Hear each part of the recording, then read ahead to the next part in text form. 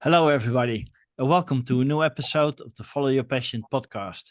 And today I have a very special guest. Please welcome Michael Priv. He is born in the Soviet Ukraine. He arrived in the USA in 1979. He graduated University of Pittsburgh to become a construction engineer in 1986. He's an insurance field adjuster by day and a writer by night. And Michael got my attention because of his spirituality. I'm an engineer myself. Yeah, Master of Science in Electrical Engineering. I'm very down to earth, very left-brained, as people might know. And spirituality sounds very woolly. Yet, if you dive into it and you look into the quantum mechanics and physics, then there's more than we can describe. And I like to say that, for instance, we have our telephone, and we take it for granted that we can be called on it and we can actually internet on it and Wi-Fi exists and 4G and everything. So things are going through the air without us being able to notify it or to notice it. Yet we accept that it is. So why couldn't there be other signals going through the air that we can't see? Yet there are people that have special antennas, I would say, that can tune into that and are able to receive and send messages through the field. So spirituality is much broader than what we know about it, and that's why Michael got my attention, because he has a lifelong journey of healing and understanding the physical body and how things work. And it's not just theory. He has written a book, You Are the Psychic Healers, and it trains anyone to be as a psychic healer by helping them unleash their psychic abilities to heal themselves and others using specific extrasensory techniques. And the historic knowledge presented in his book is not normal, although it's fully demonstrable as a truth. If these concepts were widely known, accepted, and understood, we would all be psychics capable of pure magic. But with a bit of drilling, it turns out we are. And he teaches that the solutions to life problems, pain, and suffering lie in the field of the spiritual. And I'm all for that. And I'm very eager to hear your story, Michael. Welcome. Yeah, thank you, Erwin. Thank you. Yeah, wonderful introduction. Yeah, I am also an engineer, and I spent all my life in construction. And this is about as down to earth as you get, other than maybe agriculture is even more down, But basically, yeah. But there is just, like you said, there is just a lot more to things. There's just a lot more. There is just a whole lot more. And actually, I had a whole slew of questions in the beginning when I was young, and then as I, progressed into adulthood and so forth, I had a whole bunch of questions, about God and existence and meaning of life, and how it's all constructed and why it doesn't fall apart, and what's the deal with all the previous civilizations that are all gone. Like, why are they all gone? Why can't we have a civilization which lasts for more than like a few hundred years? Yeah, This yeah. sort of thing. And and human suffering. And obviously it was obvious to me that some people are seeking out the way to suffer, and then they just carry it as a cross with them their whole life, and somehow get something out of it. Somehow they feel good about it, about suffering. I don't know. So the nature of suffering, the nature of conflicts and wars, and the nature of peace, and tranquility and so forth, and of course immortality, and of course the human body. I grew up in the Soviet Union, and everything was like bad, basically on a low level. The standards were low in everything, including medical sciences, and so forth. Mhm. But even there, I noticed that medicals can't heal most of the illnesses that they're confronted with. They can't even say where they come from. Like, for example, like I swear to God, when I was about 12, I started thinking, okay, so common cold comes from germs. So how come if one person got these germs and got a cold, then the person next to him probably also got the same germs, but didn't get the cold. But then next time you look at them, and now they're all switched around. And now that one is sick and this one is not. And next time, none of them are sick.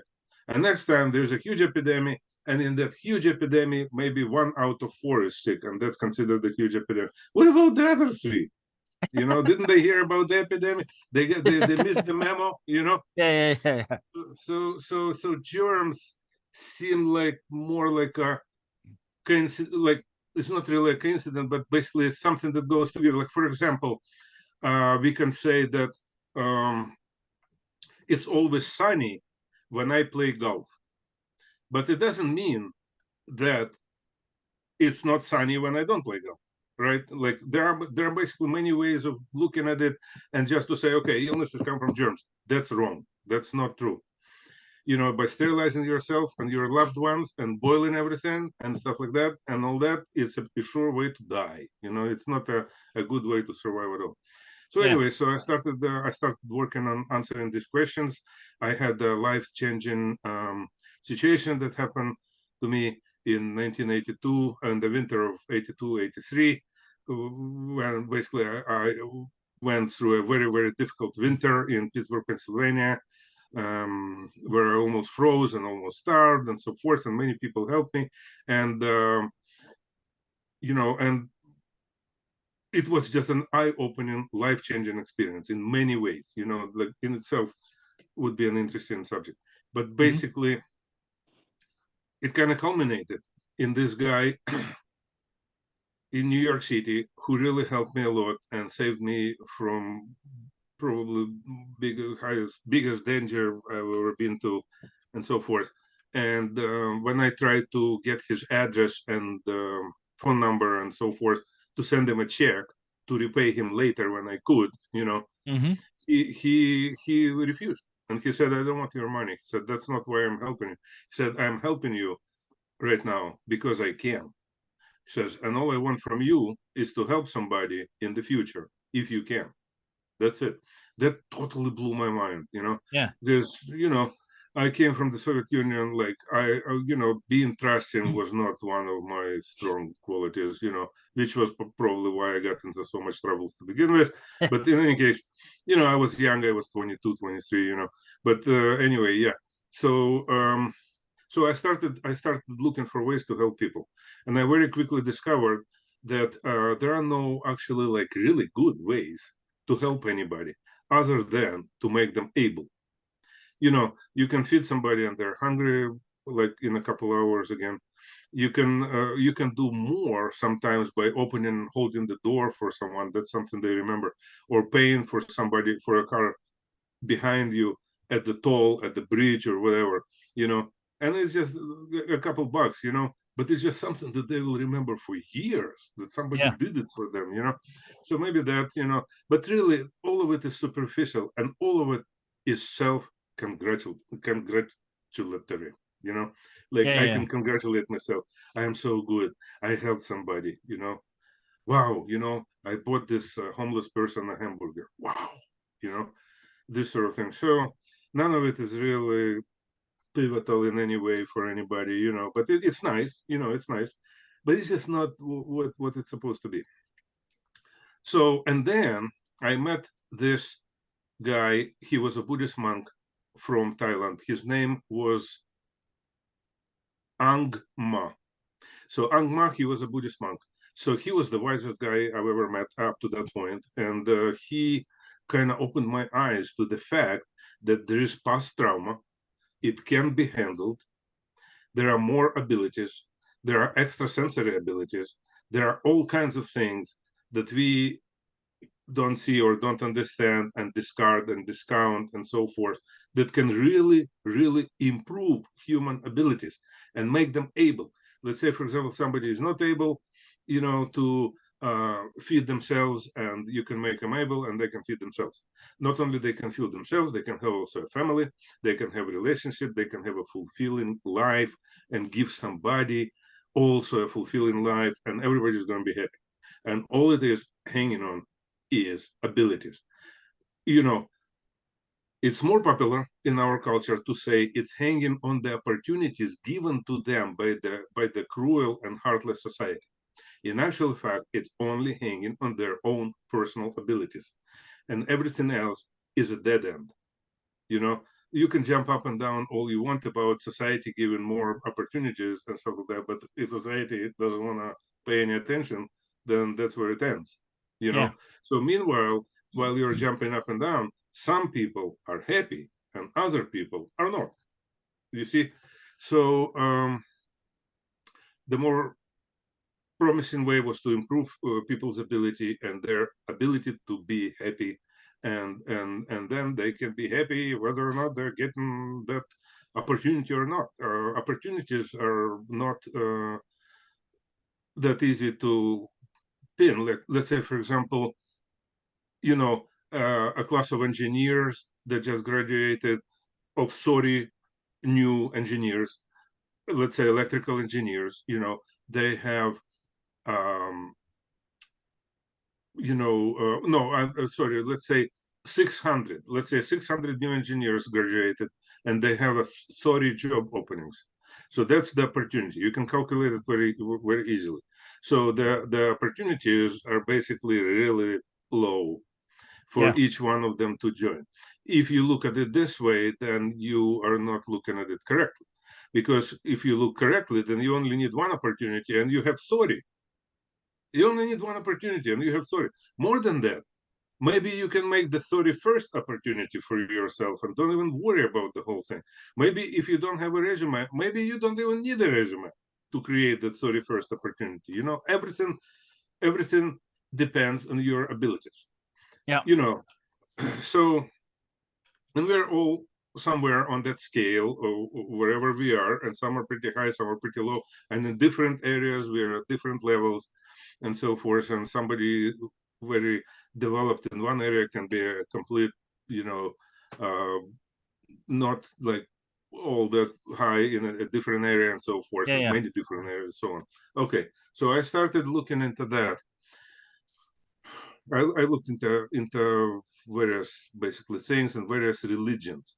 So I kind of assumed from early on that wisdom is somewhere there, and it must be in in religions, maybe old religions, maybe current modern religions, and so forth.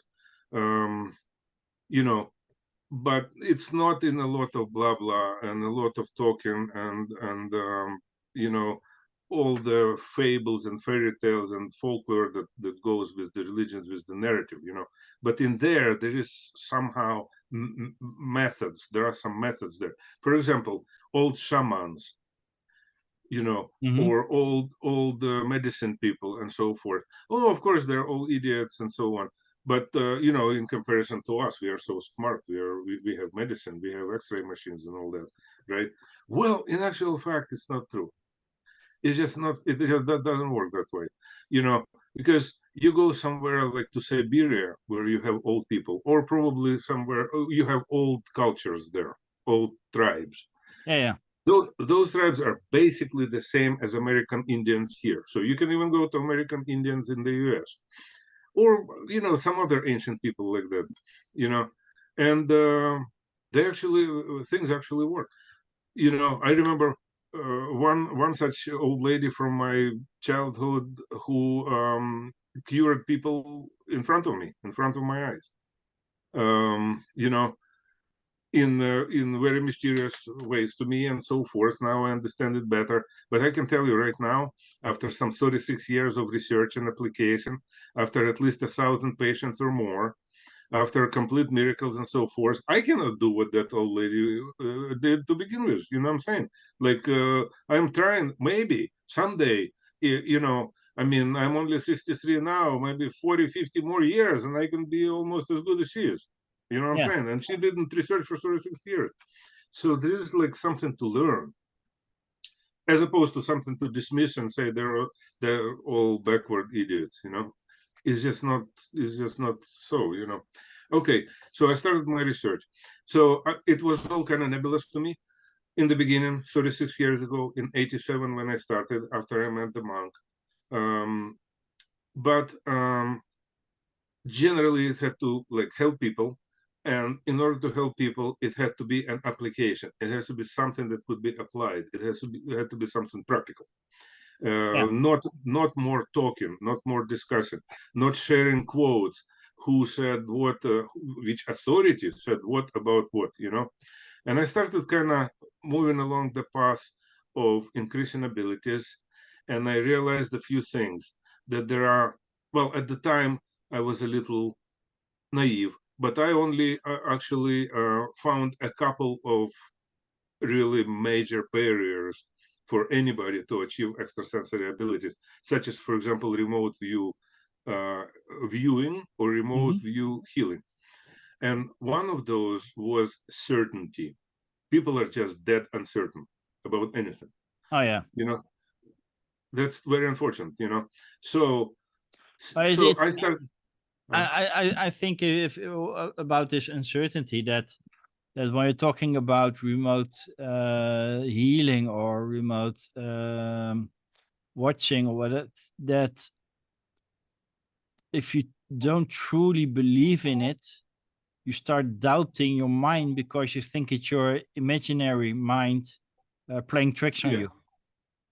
yeah. Well, if you don't believe in it, if somebody has scientific approach in mind, they're not believing. It's like saying the physicist finds this, by studying gases, finds this interesting phenomena, but he doesn't believe in such phenomena.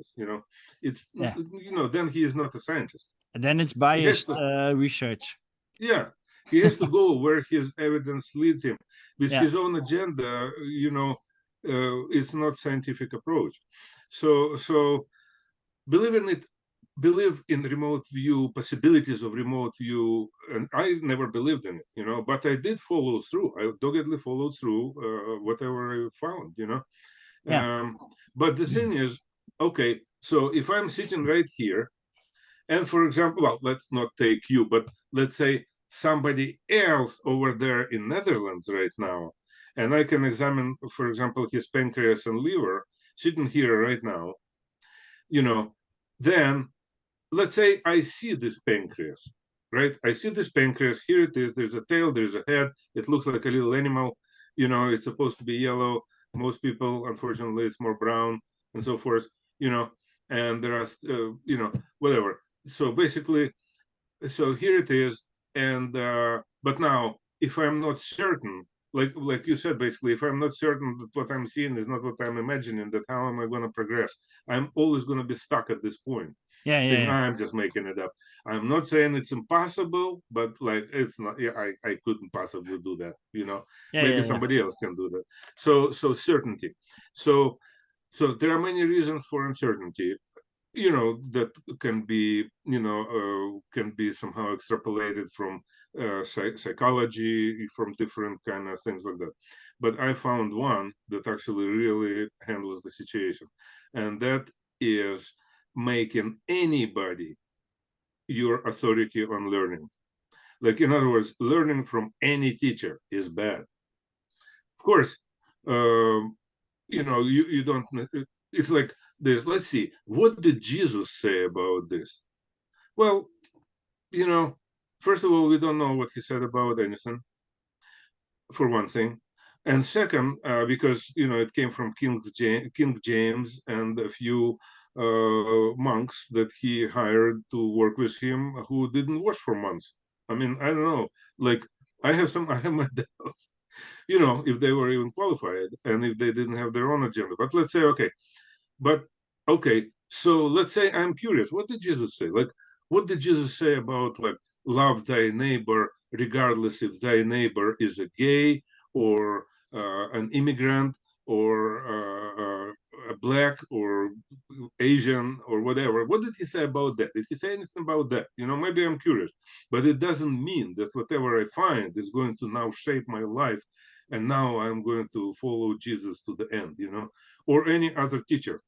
Yeah. you know it doesn't have to be Jesus. Let's say, for example, uh, uh, my plumber says, okay, so you stand here and you do this next time. Okay. I say, okay, but I try and I use my own mind and I keep my own counsel whether or not that's how I want to do it. If I find it good, I do it. It's fine. Yeah, yeah, But it's not because he said so. Thank you, thank him that he did. It's all very good, but nobody is gonna be like, the end all kind of source for me, right? yeah, Okay.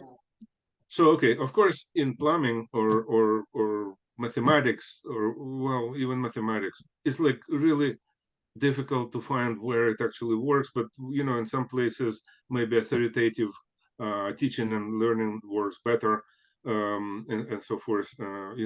But like definitely in the matter of the spirit, you can just forget it. There are no teachers. There are no teachers. It's yeah. just not. Everybody has their own path, and they arrive. First of all, they have their own purpose for doing this.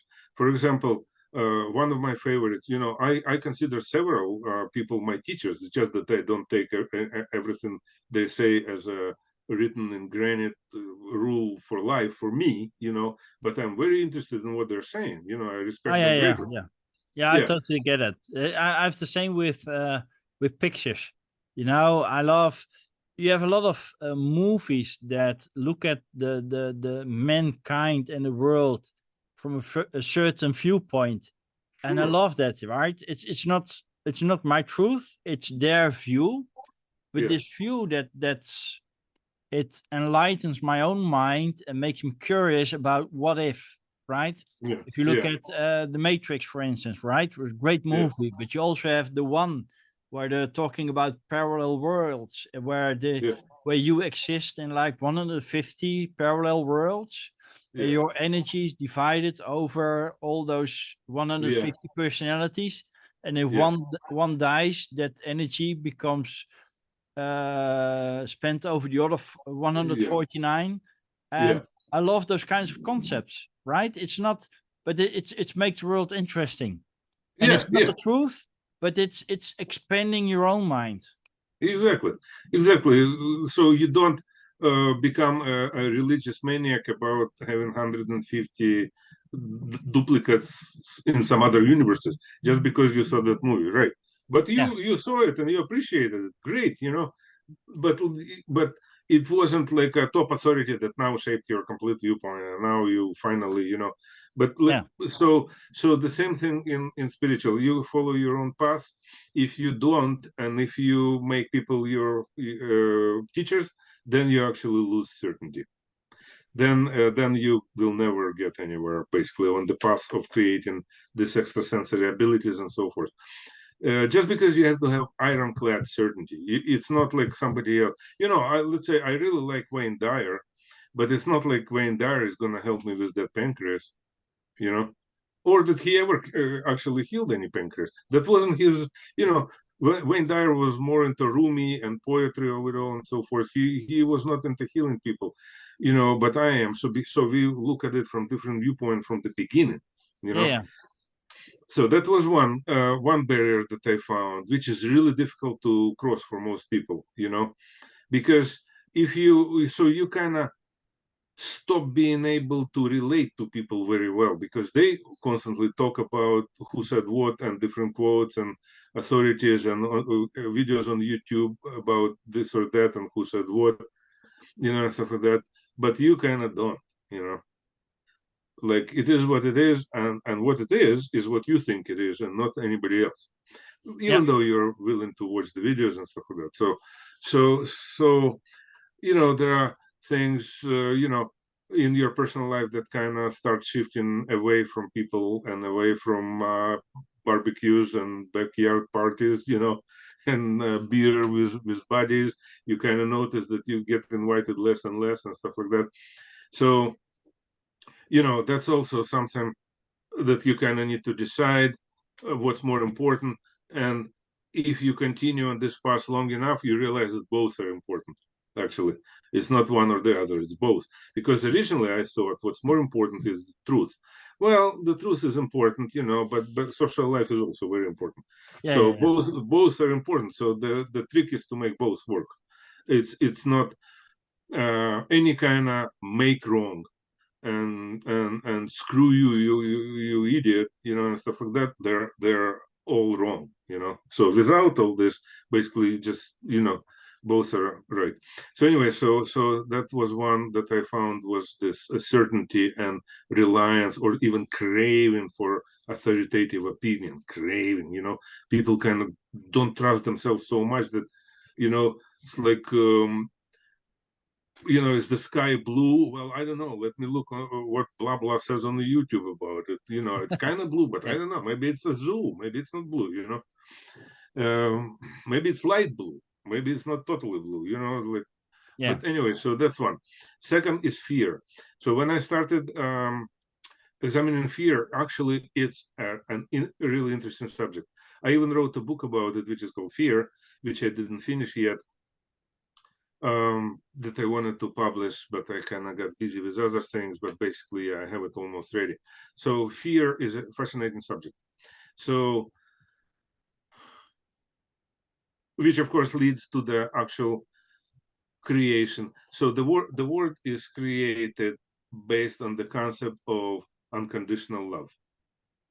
There is no preference to wolf or to the deer or to the snake or to the mouse. There is no preference at all. They're all equally loved, and they're all in there, and you know um so I don't know if I need to get into what I discovered in terms of creation and God and stuff like that. I'm not totally sure, but it's important. Okay, it's important to realize one thing, that fear is, so there's only one actual emotion that I found, which is unconditional love. That's it. Hmm. Yeah. But if you start adding fear to it, it starts slowly going down. The more fear you add, it's slowly going down. So over here is exhilaration, happiness, enthusiasm. Well, that's not really unconditional love anymore. That it has a little bit of fear in it, and even though it's very high, and then it goes down, and at some point we recognize it as fear, and it goes deeper and deeper, and there is no other emotions. There's just two. There is basically unconditional love and fear. The more fear you add, the less unconditional love you have, and after a certain threshold, this fear, if it keeps going down, it's called insanity, and it goes deeper and deeper into insanity, and it's more and more fear and no unconditional love. So Yeah. okay, so I found that it really works that way, because using certain forms of meditation that either reduce fear. There are forms of meditation that are thousands of years old that completely, totally eliminate all fear. So, like, you can't get scared if you try. It's like a completely foreign emotion to you. So, which doesn't mean that you don't recognize danger. It's just that you don't get scared by it. Yeah. Yeah. But anyway, so uh, let's see. So But would you also say that unconditional love is like fully trusting the process? what process? Well, that some say that you're the master of your own life. Others say, well, things are happening for a reason. Everything is already there, right? And you just you're an you exist and you are, and everything's I won't say pre-planned, but it's when you're at this level of unconditional love, then you've reached, I would almost say, like the end state, right? Well, I wouldn't say it's pre-planned. There is nobody there to plan anything. There is a phenomenon which I call the persona. So it is pre-planned, but it's pre-planned by you, Yeah. and you have these powers. The powers that I'm like scratching the surface of and stuff like that. We all have. So whether you realize it or not, you know, they're still there. So you're just conditioned, for example, not to see it, not to believe it, not to this, not to that, and be a victim, and which we are never victims, by the way. So you know, so people may not realize it, but the abilities are still there. And so with these abilities, we create our own persona. I called it persona. It's not a scientific term. I don't know how else to call it.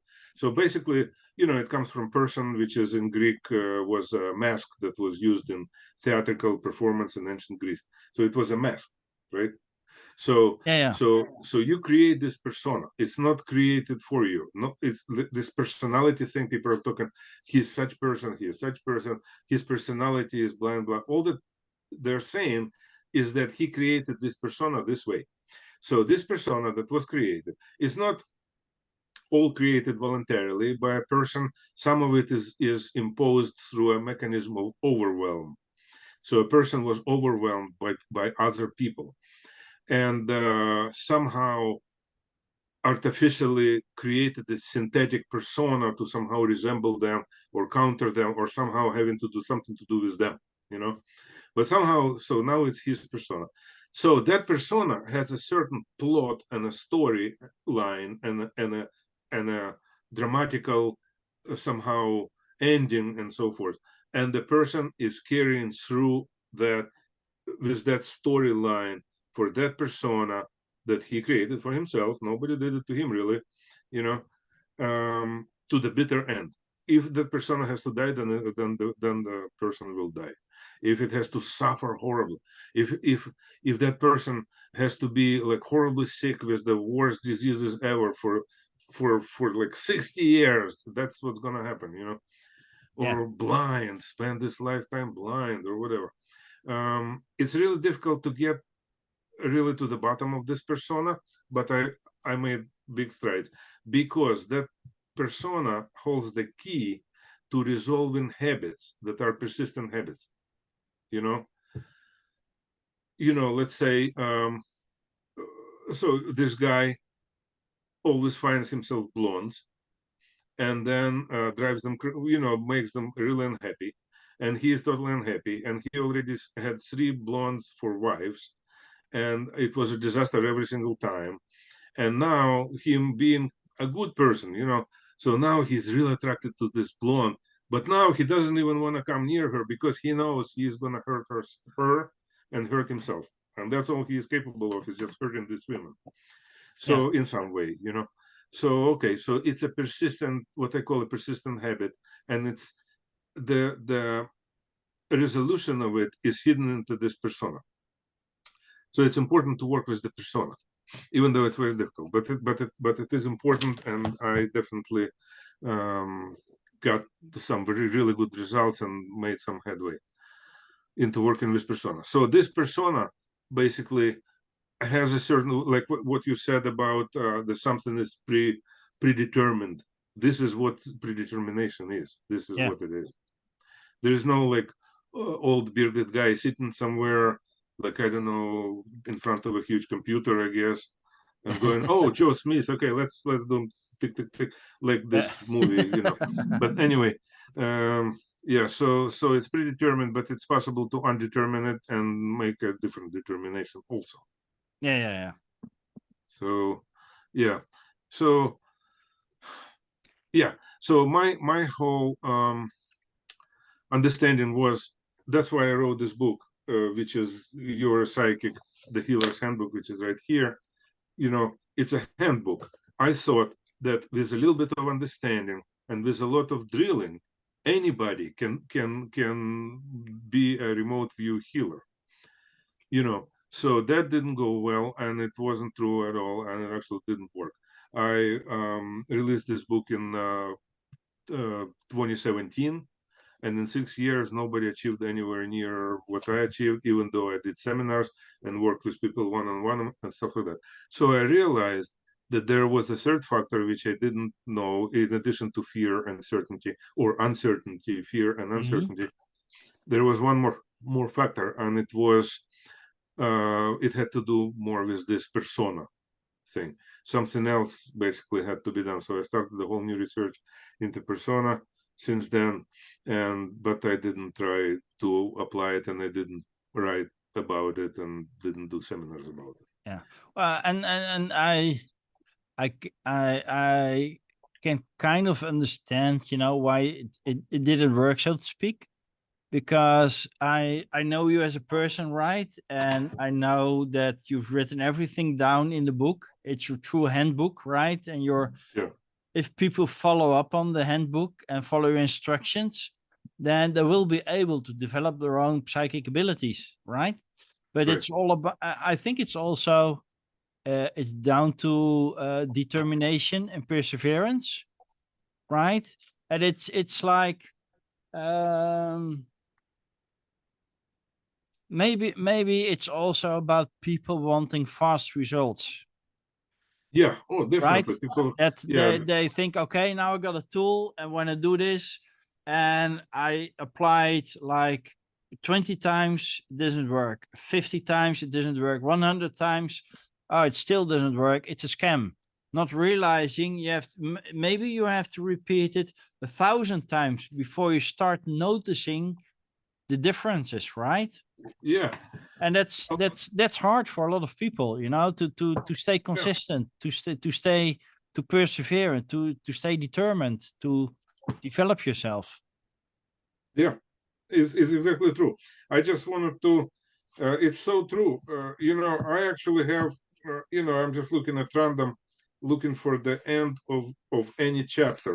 Okay, so here's the end of the chapter, and it says, before this meditation, before continuing, come back to it frequently.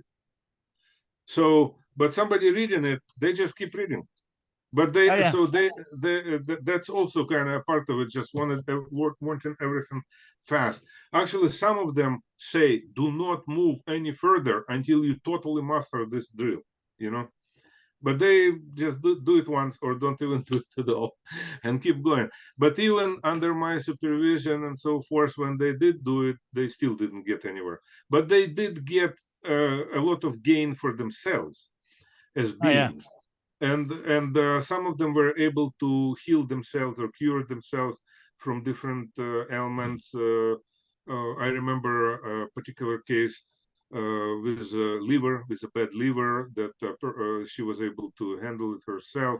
That was excellent, So, there were there was some movement, Yeah. Yeah, but I remember that back in 2016, I started a 2 years program, which became 2.5 years program of becoming a certified professional hypnotherapist.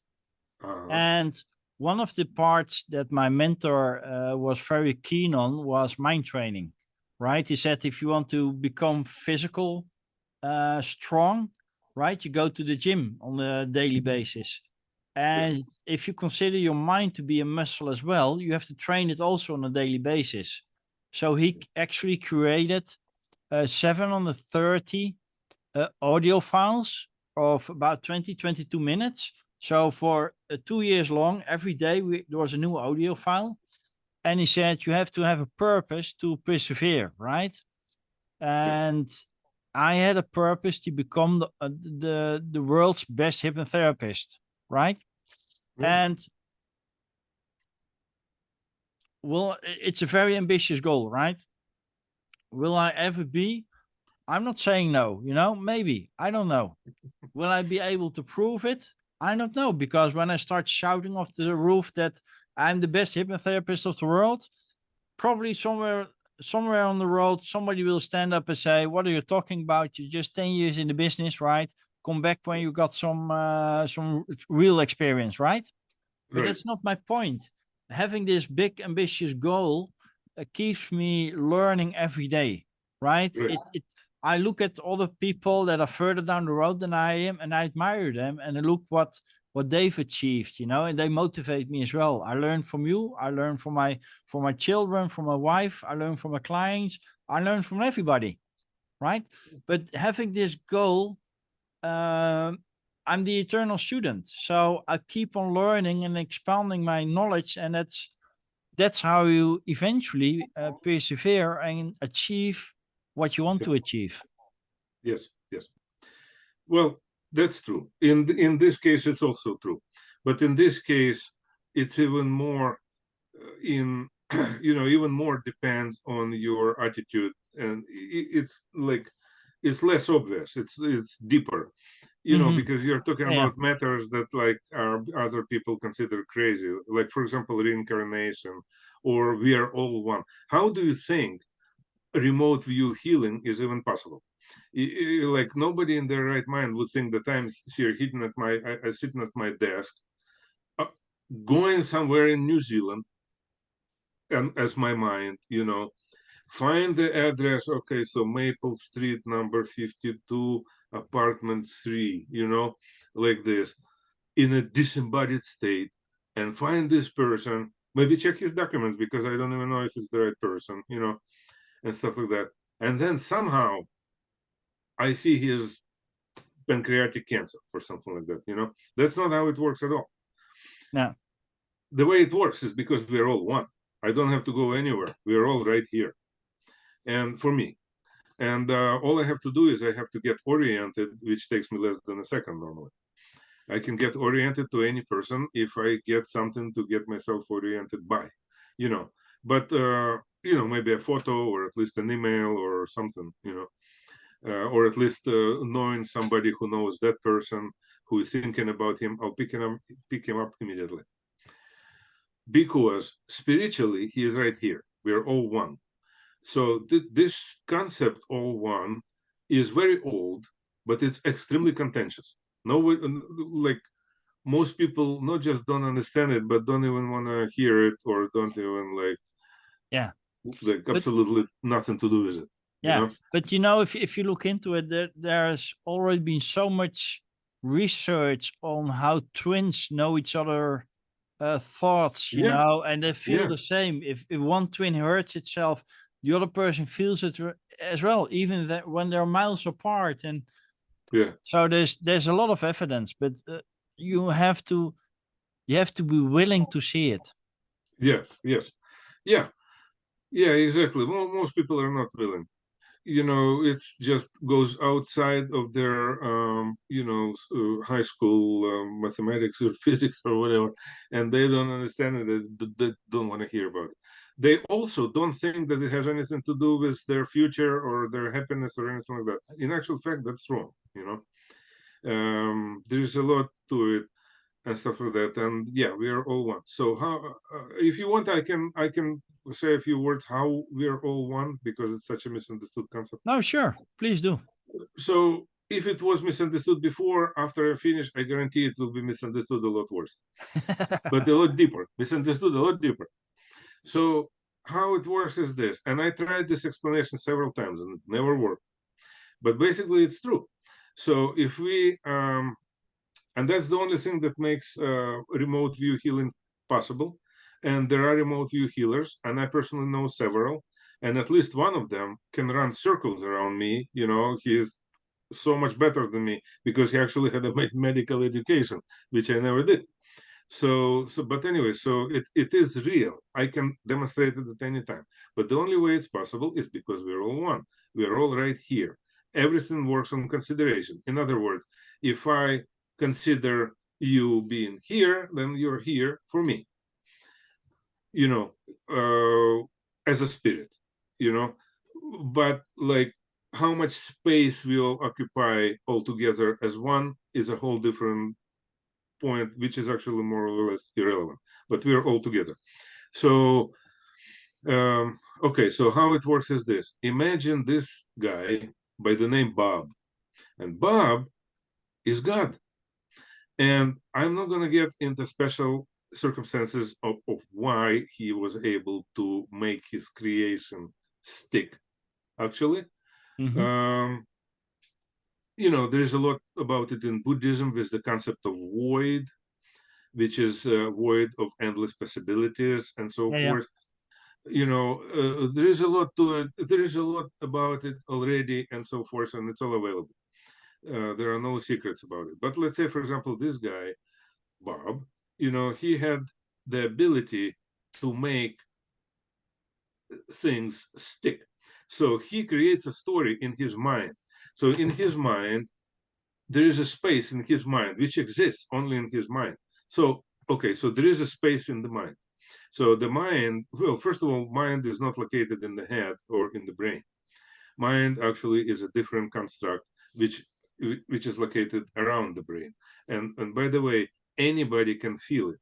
All you have to do is maybe rub your hands together like this or not, and then just come slowly to a person from the distance of maybe 2 meters away, let's say, to a person's head, and closer, closer, closer, closer. And at some point, you will feel slight tingling and slight resistance. You will actually feel it. Yeah. I know. So that's mind. So mind is an electronic construct around the person's head that has its own structure and so forth. But basically, it's a flow of energy, and to okay. So, but basically, in his mind, so in that person's mind, in Bob's mind, right, there is a space. So that space is something that he created himself. Like, for example, here's Bob, and here's Bob's cat. So the distance between them is 3 meters. So that 3 meters doesn't exist. But in his mind, there is this space between them. And so that's his cat, 3 meters away. And that over there is some kind of like different town 40 miles away, and it's all still in his mind. So there is as much space as he wants. Basically, it's all up to him. He creates the space. He can create the universe with unimaginable distances, completely unbelievable distances. He doesn't even have to do that. He can create the universe which occupies very little space, but which is then explodes and expanding. And all he does is he basically presupposes from the beginning that it has as much room to expand as it needs, and it will never run out of room, and that's it, and it keeps expanding without his participation. But anyway, but maybe that's not even what he created. What he created, Bob, let's say, let's take an example. He created a story of Jack and Jill going up the hill to fetch a bucket of water. That's the story he created. So here is Jack and here is Jill, and they're walking up the hill together, and they're getting this pail of water, and he invented all this. So while he was doing that, he also, there is a sky. They obviously don't fly away. So somehow there is a, spherical planet rotating in there. There is some kind of gravitational force that's holding them down because they can walk and they don't fly away, and they get, there is grass and trees. So there is not now photosynthesis also exists now. So somehow, basically, blanks are being filled in. But there are only 2 people in that story that he created. But then maybe he expanded it, and there are more people, and so forth. Okay, so he created this story. Maybe it's a short story, let's say, and that short story is now created, and let's say it came to life. So the important point here, there are many important points here, but one important point that I would like to mention is that Jack is Bob, and Jill is also Bob. Yeah. And let's say they have 50 more people in that story, and they're all Bob, because there is nobody else sitting in Bob's head making up stories. So it's all Bob. So in the final count, if in that story Jack decided to be a healer, and and he would want to develop this remote view healing abilities, he would realize that actually they're all the same person, and he can get oriented toward, let's say, Jill, and handle her headache in an instant. Yeah. If he knew how, and if he had some kind of techniques under his belt that how it works. So anyway, so that's what being all one means, that there is just simply nobody else. It's yeah, and I totally get the story because are you familiar with Dr. Joe Vitale? No. He has written a book, Zero Limits. It's all about Ho'oponopono. And it was also about a certain man that healed like a very dangerous jail department. and healing all the prisoners and making them good people by only looking at their reports. Was what was basically the story, because he said as soon as he read the report, that certain prisoner became part of his reality, of his life. And Ho'oponopono means something like, I forgive you, I thank you for being part of my life, I forgive you, and I love you, something like that, right? Yeah. And by forgiving himself, he healed the prisoners. So, and that totally fits this concept that you just explained, right? Because it's the moment you are a part of my reality right now, as I'm a part of your reality, right? And that's so I get what you're saying, and it's very interesting. Yes. So this and it's what you say, it's mind-blowing if people aren't open to receive that kind of information. Yes. Yeah. And also okay, so let me tell you, it's actually much more difficult to constantly working on creating these boundaries, and to basically you have to somehow protect your persona from the infringement of everybody else, because you're all one. But you don't want to be all one. You want to be different. You want to be different. Even if you want to be a crippled, prisoner who spends his life in prison, but still different. And so you want to be different. So it takes a lot more energy and a lot more like effort to separate yourself than to just let it flow. Like the biggest trick in the world is just have no resistance. It's like it's such a huge trick. It's so difficult for people. Like I try to heal people with this technique. So this wouldn't be physical. This is more on a psychological scale. But I get patients who need all kinds of things, not necessarily livers and arthritises.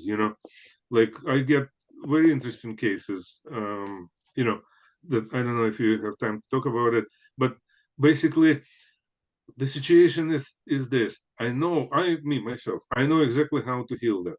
Just relax and let this flow. Oh, this anger you feel, just relax and let it flow into your core and get it ingested and digested by your being. Why? Because it's yours. You feel anger, it's your anger.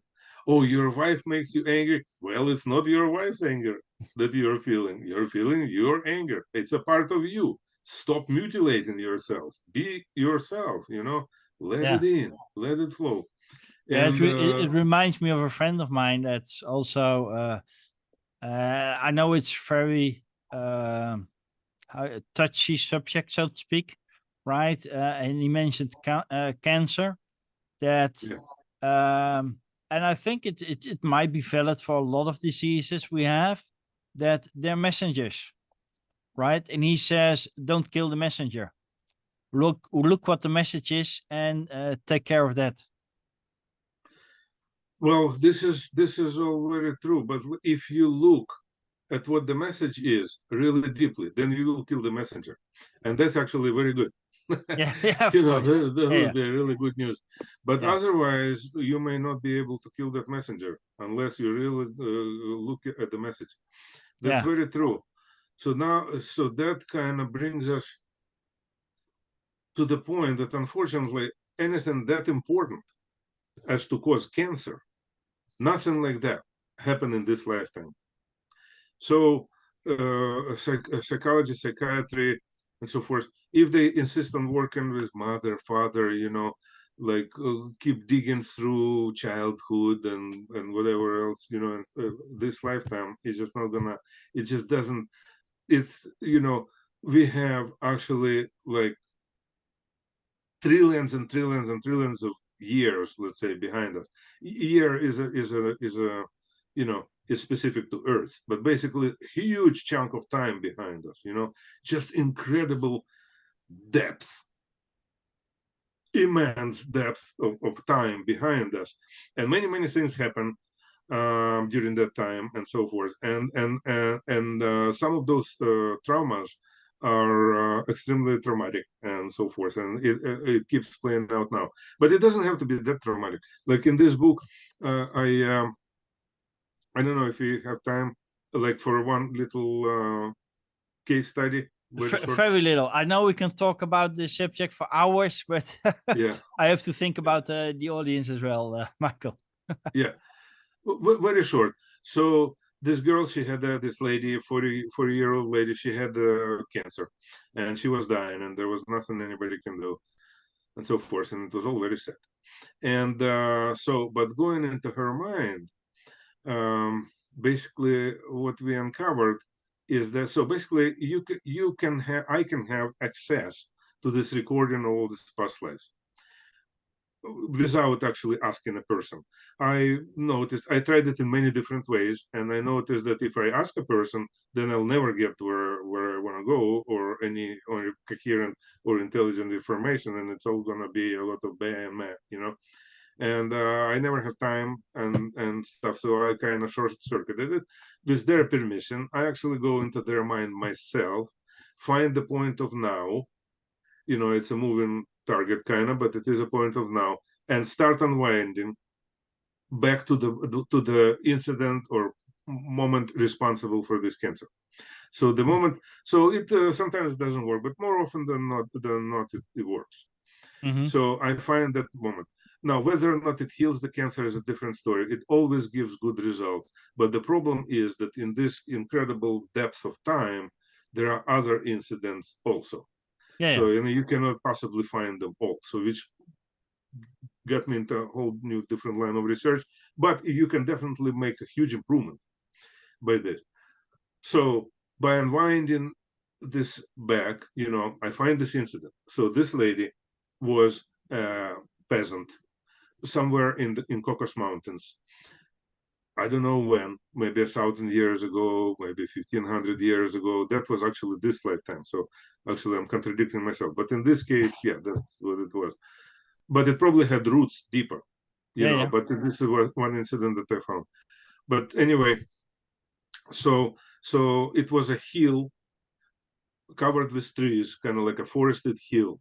Mm-hmm. And so this peasant was basically chopping down these trees and then pulling out the stumps to make a field. So it was hard work, and he was just working there, clearing, basically a clearing for a field. Yeah, yeah. And suddenly he sees this family running toward him from up above the hill, over the hill, about 12 people, husband and wife, a whole bunch of children of different ages. Everybody is completely terrified, torn clothes, some bloody, and they're all running this hill, and they're completely terrified, and they ran past him down the hill. Then the soldiers appear with swords and so forth, and very mean-looking soldiers. So the soldiers come to him, and the guy in charge, the officer or whatever, basically he asked them, where did they go? And he was terrified of these soldiers, and he pointed where they went. And the soldiers went after them on horses, so they moved faster, Yeah, yeah. And pretty soon he heard the screams and of this murder family being murdered by the Yeah, yeah, soldiers. yeah. And from that point on, every lifetime, that person, that peasant, somehow managed to kill himself, like felt guilt Yeah, always, yeah, I can imagine that. So, Yeah, yeah, yeah. yeah, so in this lifetime it was cancer, but probably it was cancer often. But anyway, so what I had to do is go back there into that incident, take control. Now it's subjective, just in the memory. Take control of that peasant's hand, and instead of pointing down the hill, point up the hill. And that immediately created huge results on the person right now, Yeah, So yeah, yeah. now, 1,500 years later, that's how it works. Yeah, very interesting, very interesting. And I can kind of understand how that works, Michael. So thank you for sharing that with me and with the audience as well. Sure, thank you. If Thank you. there's any tip or piece of wisdom you would like to share with the audience, Michael, what would it be? Well, at this point, the greatest advice I could give is relax, stop resisting, stop rejecting, stop fighting, like let's say somebody is saying something you don't like. If you just relax your core and just let it flow in through whatever you want to call it, but basically just let it flow, and it just vanishes. It just like the whole upset vanishes. It's like somebody says somebody says something bad to you that upsets you and stuff like that, and you just realize that you're not upset at all. Everything's fine. Yeah. And you just got better understanding of this person all of a sudden because you stop pushing away. So I would just say, just kind of relax and let it flow in. It doesn't mean that you have to mentally accept everything that's happening to you. That's not what I mean. I mean this energy, the vibrations of this emotion.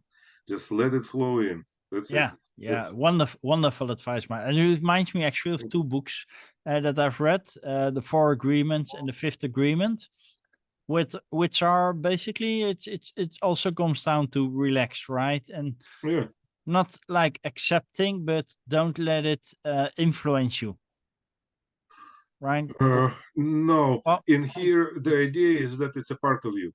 yeah, of course, yeah, I understand, yeah. If you keep rejecting parts of you, then you are left with a very little part of you, and Yeah. I call it self-mutilation. Yeah. So you stop self-mutilating. It's you accept it, and Yeah. it helps. It works. Yeah. So, Michael, if people want to know more about you, get in touch with you, or maybe even read or buy your book, how can they do that? Well, I put it for at zero. The price is zero for ebook on Amazon. Michael Priv on Amazon. There are also other books that I have in there that are not zero, but this one is zero in ebook form. You're welcome. Anybody is welcome to read it. Also, I have a website which is michaelpriv.com, and it's also free in there as well. Ah, wonderful.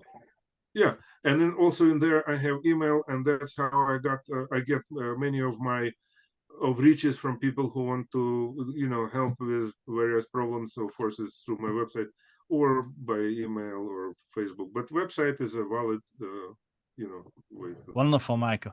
Well, I want to thank you for your time, your explanation, and you're clearly passionate about it. And Yeah. let's definitely keep in touch. Yes. Okay, Erwin. Thank you. Thank you very much. It's a pleasure.